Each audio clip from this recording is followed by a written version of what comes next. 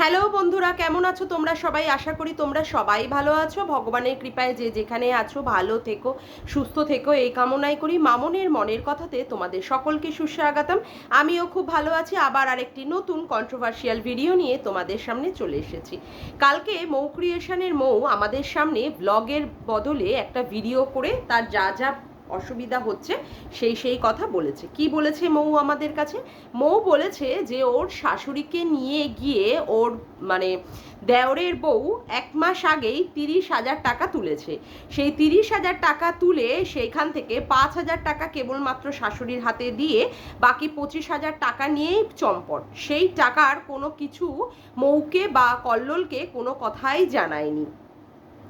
যখন মৌ আর মৌয়ের হাজবেন্ড ওদের কাছ থেকে বাড়ির দলিলের জেরক্স চেয়েছিল, সেই দলিলের জেরক্সও দেয়নি, কারণ ওরা ভেবেছিল যাতে করে শাশুড়ির সম্পত্তি মৌ আর কল্লোল যাতে করে নিয়ে নিতে পারে। হ্যাঁ, তারপরে যাই হোক অনেক কিছু সমস্যা সমাধান করে মৌ আজকে বাড়ি করেছে। মৌ আজকে ইউটিউবের টাকায় মোটামুটি ভালো আছে।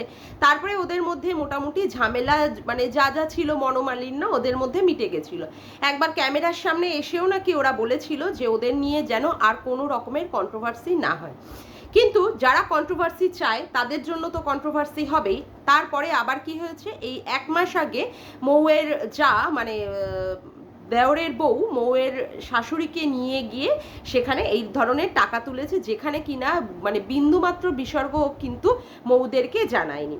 এখন কথা হচ্ছে কি, যে মৌয়ের শাশুড়িকে যথেষ্ট ভালোভাবে দেখাশুনো করে, আমরা যথেষ্ট ভালোভাবে দেখি।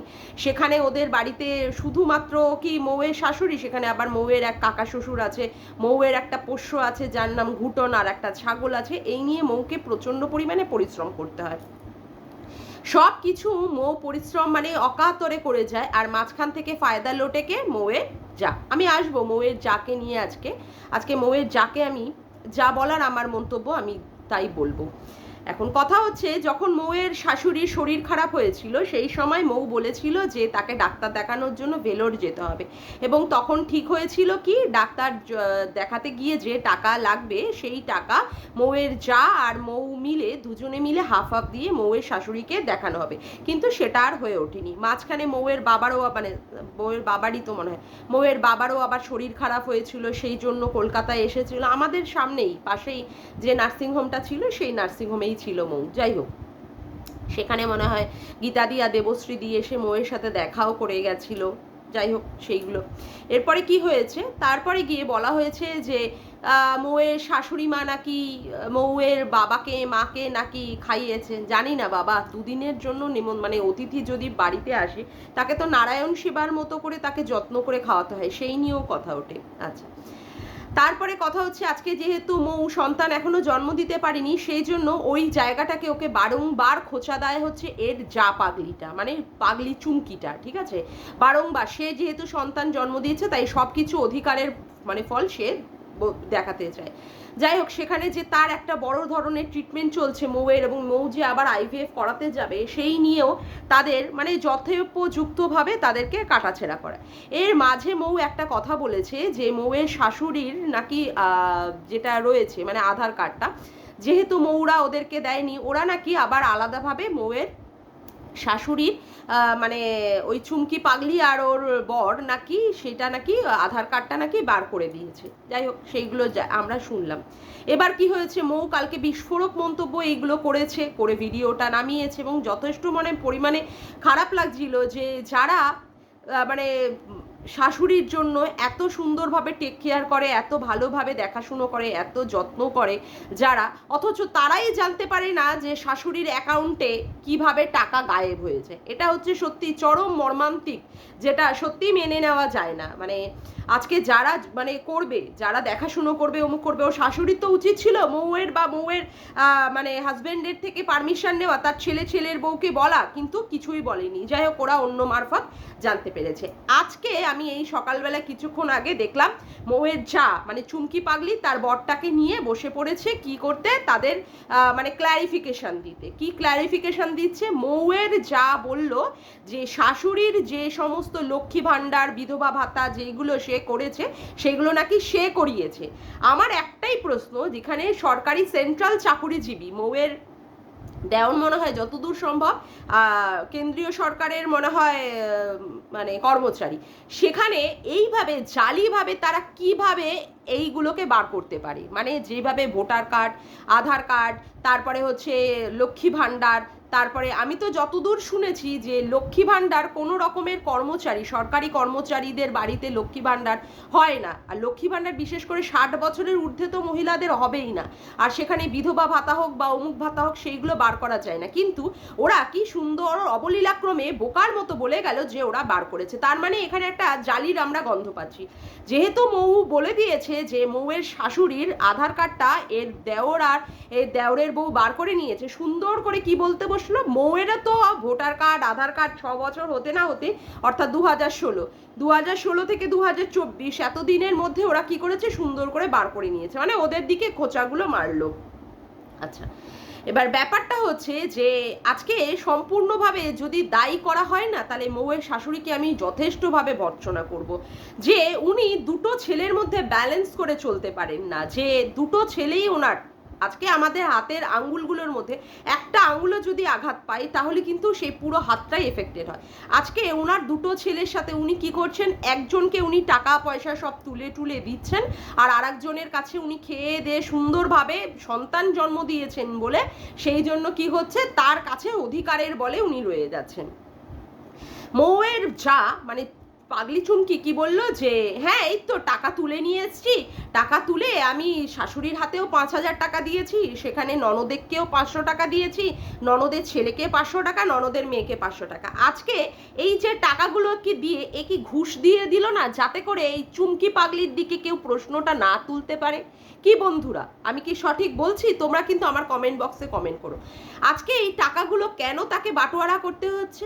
ও বাটোয়ারা, আর কথা হচ্ছে আজকে সে টাকার নেওয়ার মালিক কি সে পুরো টাকাটা?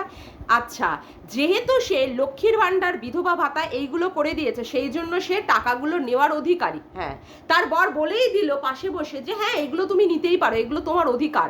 হ্যাঁ, যেহেতু সে শাশুড়ির এই ধরনের লক্ষ্মীর ভাণ্ডার, বিধবা ভাতা আরও কী সব করে দিয়েছে, সেই জন্য সে শাশুড়ির এই সমস্ত টাকাগুলো সে নিতে পারে।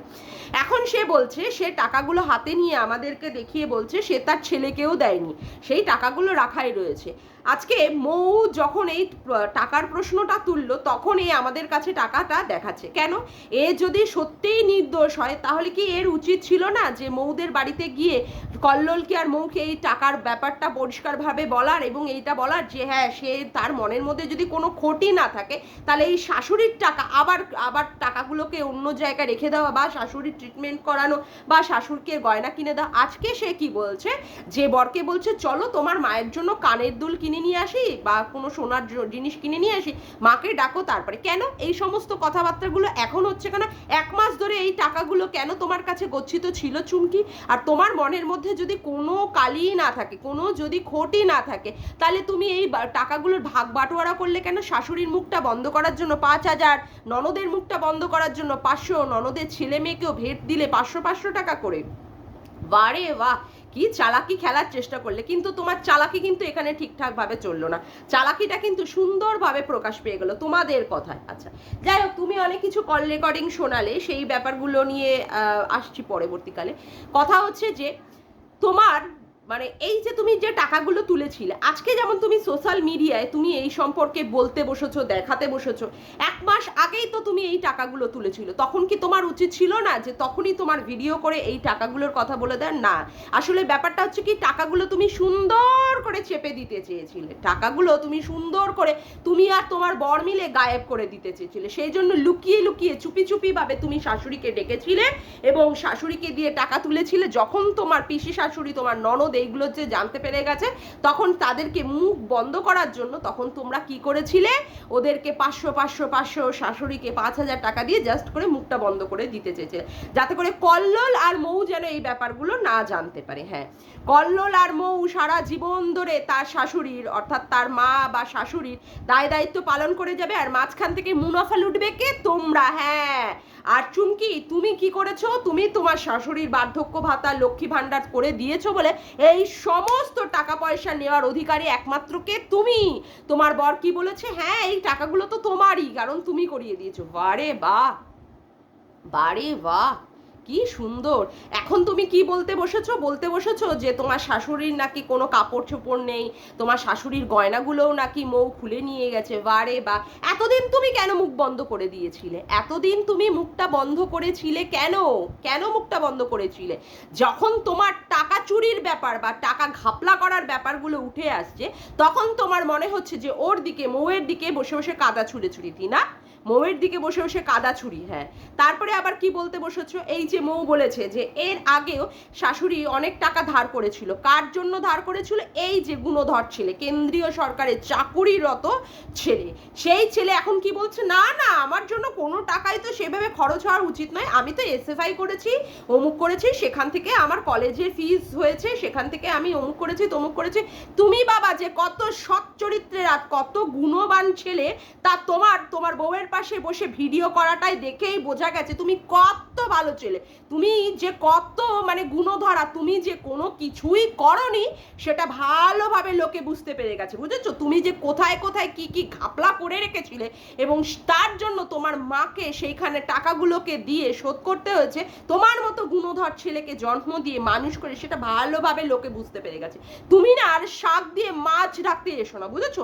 তুমি আর তোমার বউ যেভাবে শাক দিয়ে মাছ রাখতে আসছো আর ওদের দিকে ছুঁড়ে ছুঁড়ে বসে বসে মানে দোষারোপ করছো, তাতে করে বোঝাই যায় যে তোমরা স্বামী স্ত্রী কি কি চিজ, ঠিক আছে? পুরো একদম খাপে খাপ পঞ্চুর বাপ মিলে গেছে তোমাদের স্বামী স্ত্রী, মানে দুটোই হচ্ছে পাক্কা নাম্বার ওয়ান শয়তান, আর পাক্কা নাম্বার ওয়ান হচ্ছে মাথার দিকে হচ্ছে শয়তানি মস্তিষ্ক, বুঝেছো? পুরো খাপে খাপে মিলে গেছে দুটো পঞ্চুর বাপ। আবার কি সুন্দর বলছে, শাশুড়ি মা আমাদের এখানে এসে তো থাকতেই পারে, 1 মাস এখানে এসে থাকুক বা 6 মাস থাকুক, 6 মাস ওই ছেলের কাছে থাকুক। যদি তোমাদের এতই নেওয়ার যদি ইচ্ছা হতো, তাহলে কি তোমরা এখানে শাশুড়ি মাকে এনে রাখতে পারতে না? শাশুড়িকে ডাকছো, টাকা তোলার বেলায় শাশুড়ি চলে যাচ্ছে, আর শাশুড়িকে থাকার বেলায় বললে শাশুড়ি থাকতে আসতে পারতো না? চালাকি দেখাও না, চালাকি করতে আসো, বাঙালকে হাইকোর্ট দেখাতে এসছো। হ্যাঁ, বাঙালকে হাইকোর্ট, মানে শাশুড়ি থাকুক কল্লোলের কাছে আর মোয়ের কাছে, যত কিছু জ্বালা যন্ত্রণা ওরা ভোগ করুক। আবার ছেলে কি সুন্দর বলছে পাশ দিয়ে, হ্যাঁ মায়ের ট্রিটমেন্ট হবে সরকারিতেই, মানে সরকারি যেখানে দাতব্য হিসাবে পাওয়া যায়, যেখানে টাকা খরচ হয় না। সেন্ট্রাল চাকুরিরত ছেলে কি সুন্দর মায়ের ট্রিটমেন্ট করাবে, কি করে না, মায়ের ট্রিটমেন্ট করাবে ওই যেখানে বিনা পয়সায় 2 টাকার টিকিট দিয়ে, টিকিট করে বিনাতে ফ্রিতে দেখানো যায় সেইখানে। আর টাকা নেওয়ার বেলায় তখন বউ সুন্দর করে টাকা নিয়ে পুরো ঘাপলা করে সরিয়ে দেবে, যেহেতু বউ করিয়ে দিয়েছে মাকে লক্ষ্মীর ভান্ডার, মাকে বিধবা ভাতা, এইগুলো সেই জন্য। আর মায়ের ট্রিটমেন্ট হবে কি, ওই যে কি করেছিল ইসিজি, বলি বাবা ধন বাছা ধন, ইসিজি করতে কত টাকা লেগেছে? হ্যাঁ, এই যে চুমকির বর, তোমাকে বলছি, তুমি তো বহুত গেম, মানে বহুত বড় মানে কি বলবো প্লেয়ার, বহুত বড় খেলোয়াড়, তোমার কথাবার্তাতেই আমি বুঝতে পারলাম।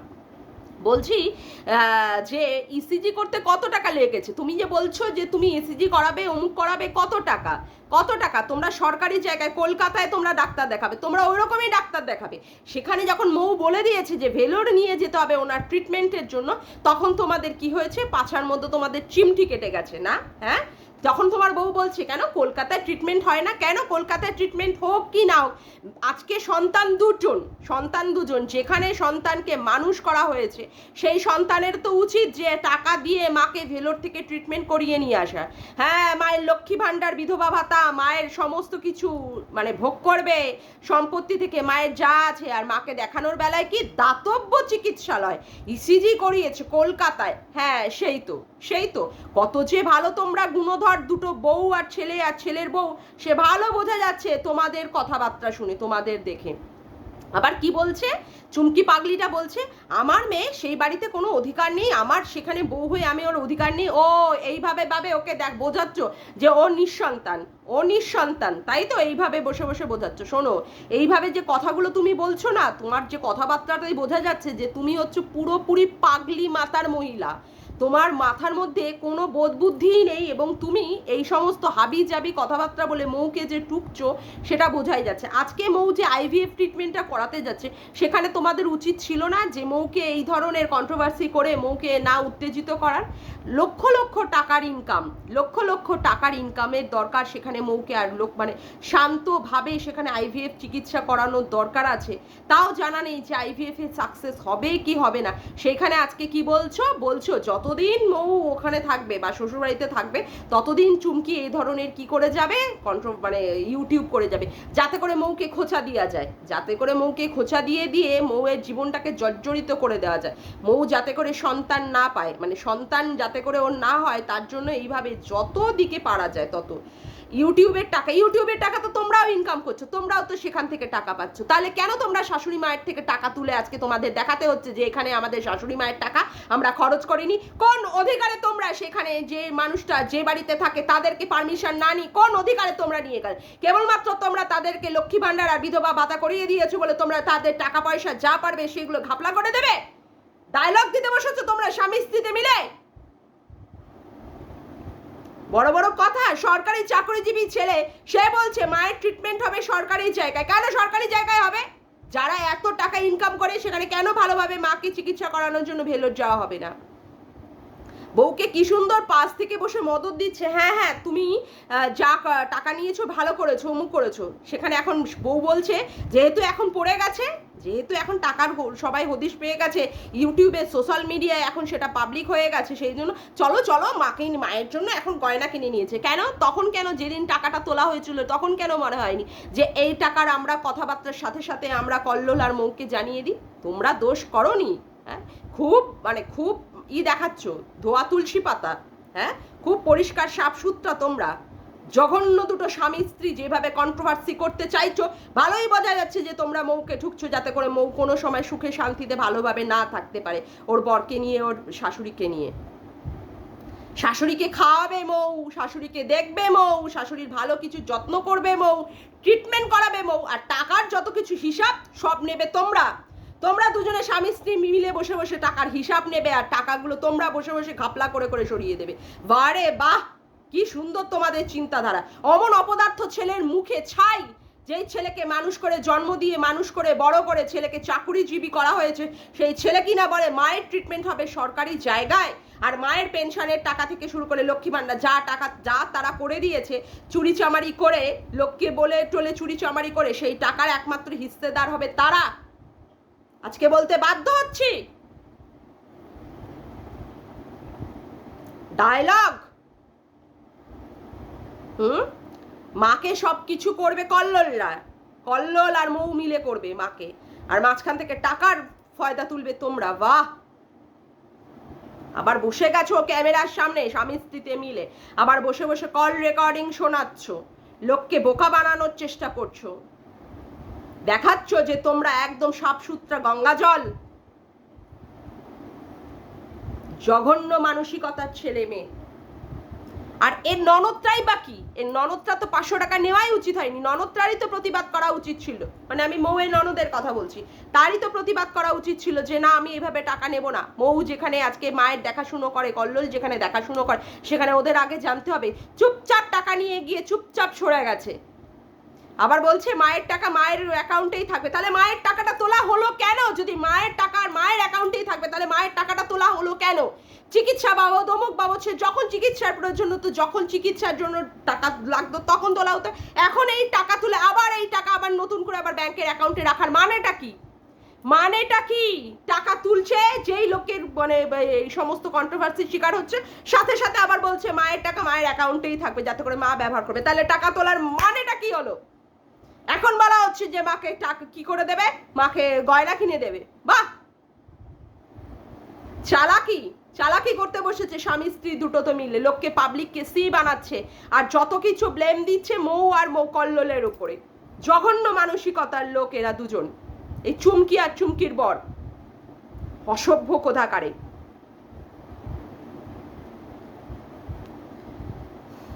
যা তোমরা করলে মোটেই তোমরা ভালো করোনি মৌয়ের সাথে আর কল্লোলের সাথে। এই নিয়ে তো কন্ট্রোভার্সি চলবেই। যাকে মানে সত্যি আমি না এই ধরনের অন্যায়গুলোকে একদম প্রশ্রয় দিতে পারি না, একদম প্রশ্রয় দিতে পারি না। কোনো একটা জায়গায় এই ধরনের অন্যায় কোনো কিছু কথাবার্তা হলেই না আমার সত্যিই খুব রাগ হয়ে যায়, তখন আমার প্রচন্ড জোরে চিৎকার করে কথাবার্তা চলে আসে। যাকগে, আজকের মতো ভিডিওটা আমি এখানেই শেষ করলাম। আমার ভিডিওটা যদি তোমাদের ভালো লেগে থাকে তবে অবশ্যই একটি লাইক করো, কমেন্ট করো, শেয়ার করো, আর চ্যানেলটিকে বেশি বেশি করে সাবস্ক্রাইব করে রেখো, আর অল নোটিফিকেশান বেলটিকে অন করে রেখো এরকম নতুন নতুন ভিডিও পাওয়ার জন্য। আজকের মতো আসি বন্ধুরা, আবার দেখা হচ্ছে একটি নতুন ভিডিও। By, tata.